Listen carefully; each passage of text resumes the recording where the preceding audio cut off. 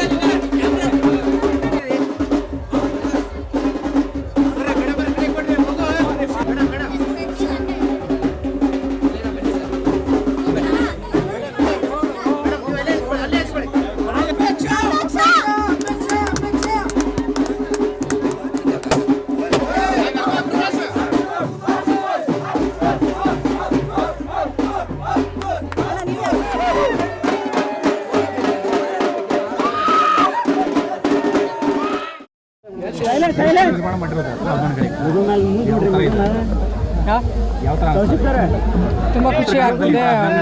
ಅವ್ರ ಜಾಗದಲ್ಲಿ ಹಿಂಗೆ ಮಾಡಿದಾರಲ್ಲ, ನನಗೆ ತುಂಬ ಖುಷಿ. ನಮ್ಮ ಪುಣ್ಯ ಅಂತ ಹೇಳ್ಬೇಕಷ್ಟೇ. ನಾವು ಯಾವಾಗಲೂ ಅವರಿಗೆ ಚಿರಋಣಿ ಅಷ್ಟೇ, ನಾನು ನಮ್ಮ ಕುಟುಂಬದವರು.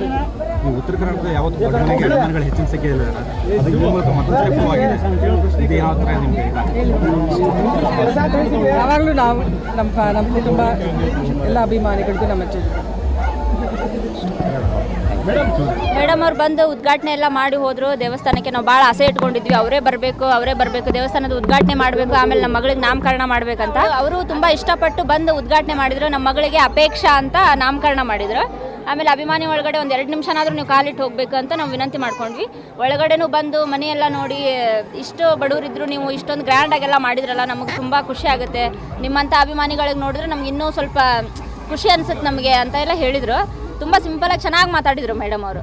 ಅದು ನೋಡಿದ್ರೆಲ್ಲ ಭಾರಿ ಖುಷಿ ಆಗ್ತೈತ್ರಿ. ಭಾವುಕರಾದ್ರು ಮೇಡಮ್, ಅವ್ರು ನೋಡಿ ಭಾವುಕರಾದ್ರು. ಅವ್ರು ನೋಡಿ ನಮಗೆ ಭಾರಿ